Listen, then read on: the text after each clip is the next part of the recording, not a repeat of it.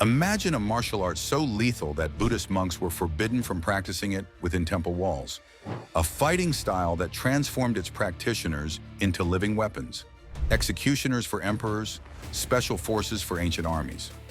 This is Monkey Kung Fu, the secret style of Shaolin that combines bone-crushing hand conditioning with movements so unpredictable they're virtually impossible to defend against.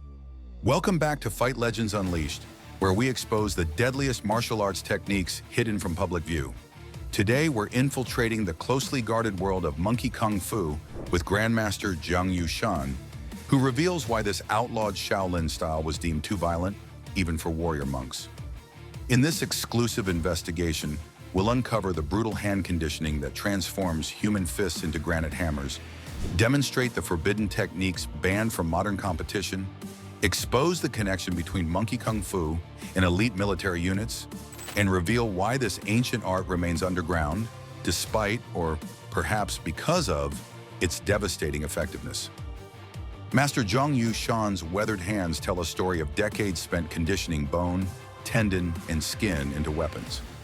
As the inheritor of the Monkey Fist Door, a closed-door school that preserves the original, unaltered techniques, he represents a lineage that traces directly back to Shaolin's darkest secret. What makes the monkey style so effective? Is developed in the Shaolin temple. Master Jiang explains. But because of the Buddhist doctrines, these dangerous techniques are not allowed to practice in the Shaolin monastery. So the monkey style is an external style where the killing, and I would say, the violent things are taught. This revelation immediately distinguishes authentic Monkey Kung Fu from the sanitized versions taught in public schools. While Shaolin monks practice forms that align with Buddhist principles of nonviolence, the monkey practitioners served a grim purpose: the executioners for the emperor. Monkey fighters are like the special forces of the Shaolin temple. The executioners from the emperor. As Master Jiang bluntly states. This historical context explains why Monkey Kung Fu remains largely unknown compared to other traditional styles. It was never meant for public demonstration or spiritual cultivation. It was designed purely for elimination. The first thing Master Jiang demonstrates isn't a technique.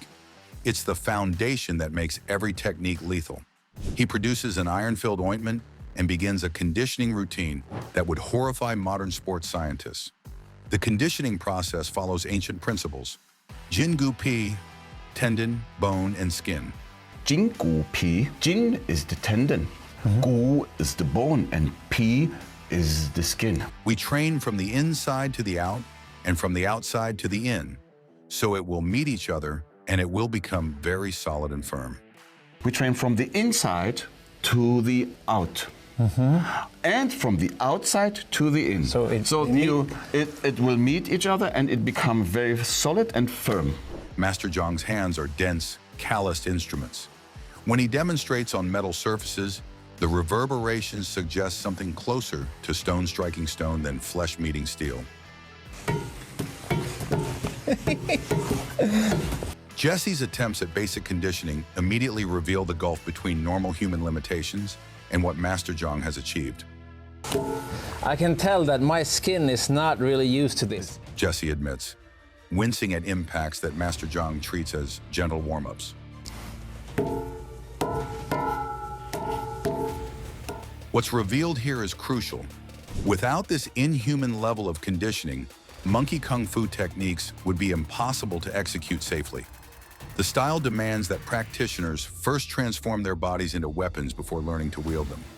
Perhaps the most unsettling demonstration involves Master Jiang's vibrating fist, a strike that produces an audible whirring sound through the air. This isn't a theatrical flourish. It's a biomechanical phenomenon that defies conventional understanding of human movement. Look mine. I show you again.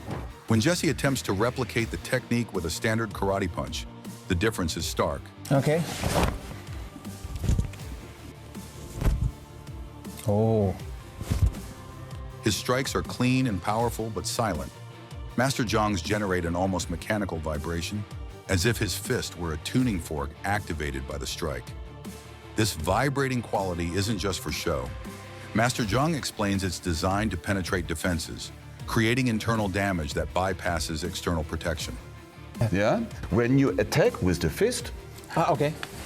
So you're blocking and striking at Yes. the same time. It's a technique that modern protective equipment, whether boxing gloves or MMA gear, wasn't designed to counter.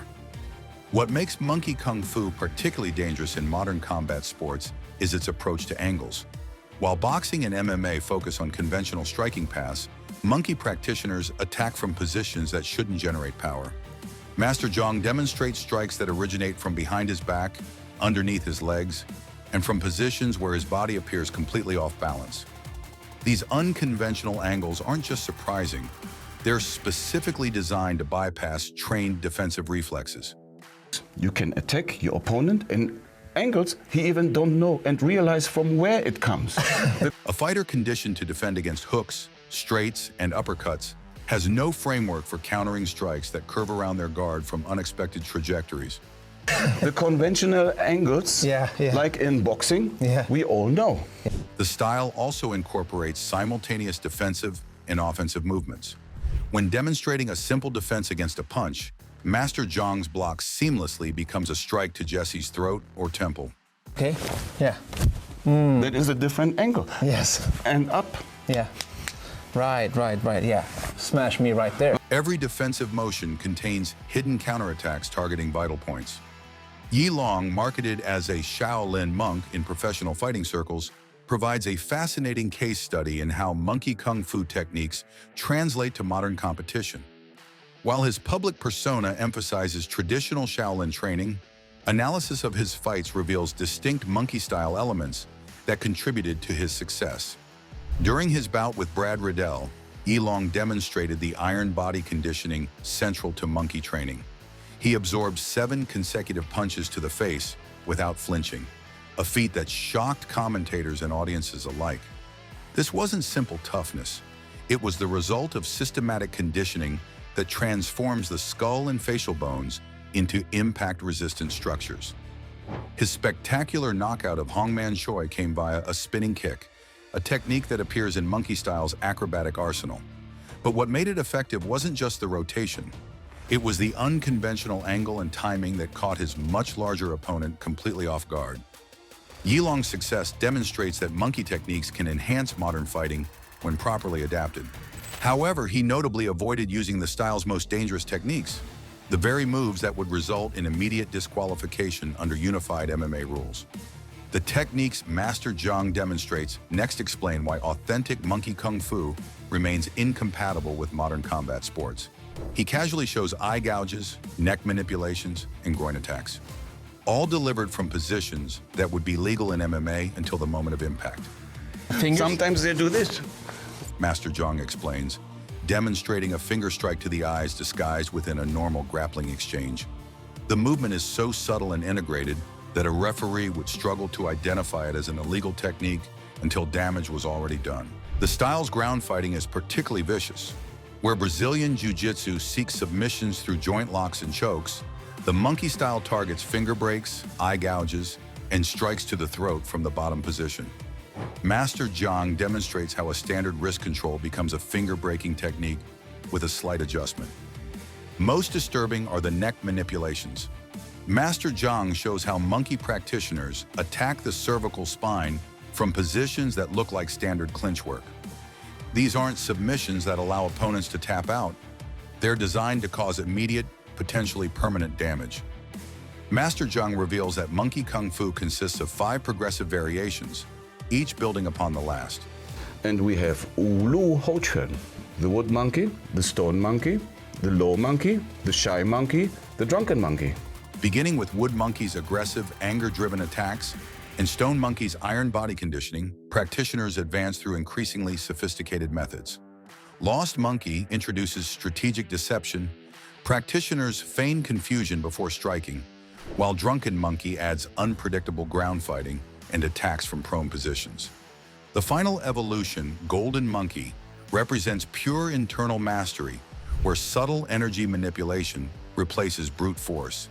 This progression from external violence to internal power mirrors the practitioner's journey, though Master Jiang notes that most students never advance beyond the external methods, techniques already lethal enough to warrant their ban from competitive fighting. Master Jiang's revelation about special forces training and monkey kung fu techniques adds another layer to the style's mystique.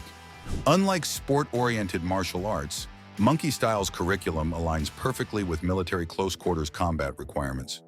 Rapid incapacitation over extended engagement, targeting vital points for maximum damage, techniques effective regardless of size differential, and methods designed to work against armed opponents.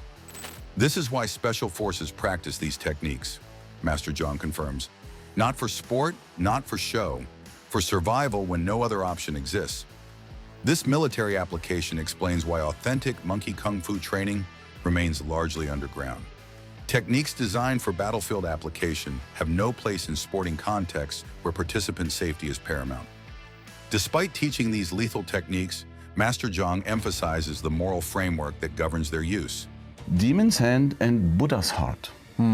He quotes, explaining the practitioner's paradox, possessing devastating power while maintaining compassion. The door in Monkey Fist Door refers to the closed nature of the school. They have a door, and when you're in that door inside, it is locked behind and nobody knows what is going on inside. This secrecy isn't mere tradition. It's a practical necessity for techniques that could be catastrophically misused.